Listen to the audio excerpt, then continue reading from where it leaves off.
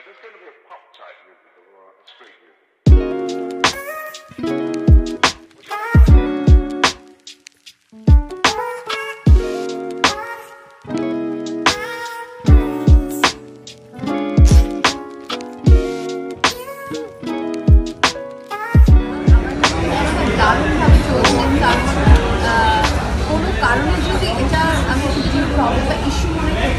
দেখতাম যে দর্শকরা এটা নিয়ে কথা বলতো বা হলে মানুষ বলতো যে তারা মিস করছে বা দর্শকরা হলে আসতো না বা এরকম কোনো নেগেটিভ ভাইব বলতে যেটা বুঝতে আমি এখন কোনো কিছু পাইনি, ভালো মতো সারা পাচ্ছি। আর আমার মনে হয় যে প্রমোশনের দিক থেকে যতটুকু এতদিন অব্দি এগিয়েছে দারুণভাবে এগোচ্ছে। আমার কাছে সঙ্গে মনে হচ্ছে না অনেকেই আসে না হলে, তাই কিন্তু তাদের সিনেমা চলছে না, কোর্স চলছে, গল্পটা দিচ্ছে নেই, গল্প ভালো লাগলে দর্শক হলে আসতে পারে।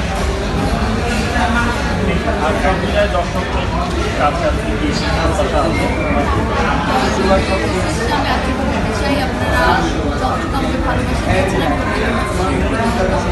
আর আপনাদের সামনে আরও ভালো কাজ নিয়ে আসতে চাই। ভালোভাবে সাপোর্ট করবেন, আমার জন্য দোয়া করবেন। আর পরিবার নিয়ে বন্ধু বান্ধব নিয়ে হলে এসে আমাদের সকল সিনেমাটা দেখবেন। তার পাশাপাশি আরও অনেক ভালো সিনেমা এসেছে, প্রত্যেকটা সিনেমা দেখবেন। নীল চক্র অবশ্যই থ্যাংক ইউ। আজকে ঈদের সপ্তম আমি হলে গিয়ে কিছু দর্শকের দেখেছি, হাউসফুল আজকে এবং আমার সাথে বাড়ানো হয়েছে।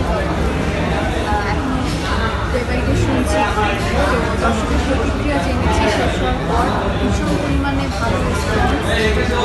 সকলের চরিত্র ভীষণ ভালো হয়েছে, সব কিছু মিলিয়ে পজিটিভ পুরো। আর প্রচুর মানুষের দেখছি প্রত্যেকটা মিসিনেতে পড়াশুনো করছে এবং অ্যাজ এ আর্টিস্ট হিসাবে এতটা দারুণভাবে কাটছে। আমি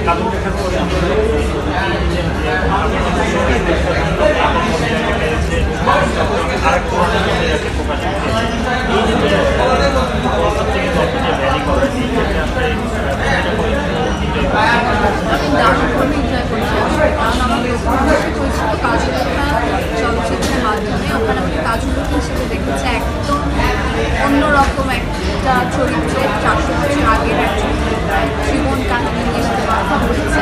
আর ওখান থেকে এই কৃষকের গল্প একদম একটা এই জেনারেশনের একটা মিডিল ক্লাস ফ্যামিলি থেকে একটা বিলং করে, যে বাবা লাইফে অনেক হ্যাসেল আসে, কীভাবে জীবন সহজ করা সম্ভব, আরও অনেক কিছু আছে। এই মুহূর্তে সব কিছু বলতে আসা সম্ভব না।